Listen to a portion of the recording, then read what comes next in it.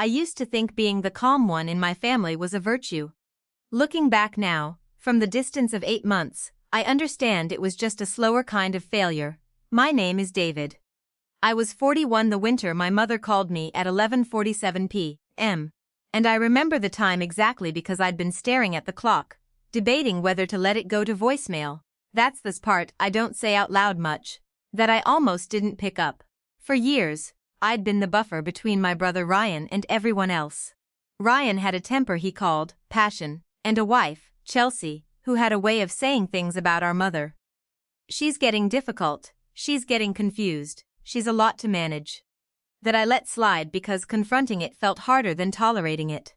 I told myself I was keeping the peace. I was really just avoiding the cost of honesty.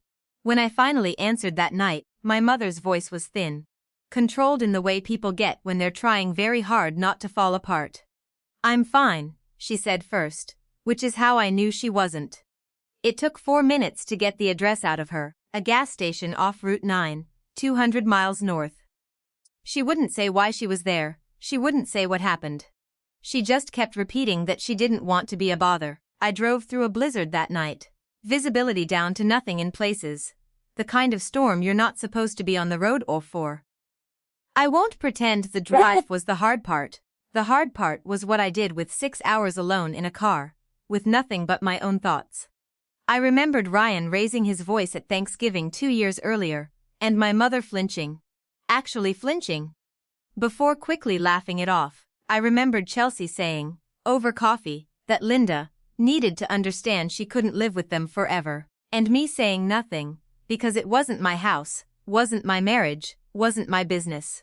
I'd built an entire philosophy out of not my business. Somewhere on that highway, I started to see it for what it actually was. I found her outside the gas station, at just past 6 in the morning, sitting on an overturned milk crate near the propane cage because it blocked some of the wind. She'd been there over 3 hours. She was 73 years old, in a thin cardigan, and she did not cry when she saw me. She just said, "You didn't have to come," which broke something in me more than any sobbing would have. There was a mark along her jaw. Another on her wrist, shaped like fingers. She wouldn't explain it in detail. Not that night, not for weeks, but she didn't have to. I'd spent a decade not asking questions I already half knew the answers to. I took her to urgent care first.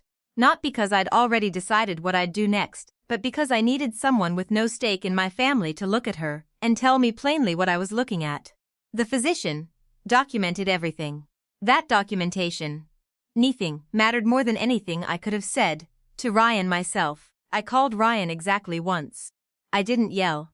I told him I knew what happened, that Mom had visible injuries, and that I was not going to manage this quietly the way I'd managed everything else for the last 10 years. He told me I was overreacting, that Mom had gotten confrontational, that Chelsea had just tried to calm her down. I let the silence sit there instead of arguing. I'd learned, somewhere on that drive, that silence could hold more than my old habit of smoothing things over ever had.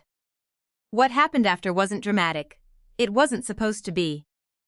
I filed a police report the next morning with my mother present, at her own insistence. She wanted her voice in it, not just mine. An officer took her statement and photographed the injuries.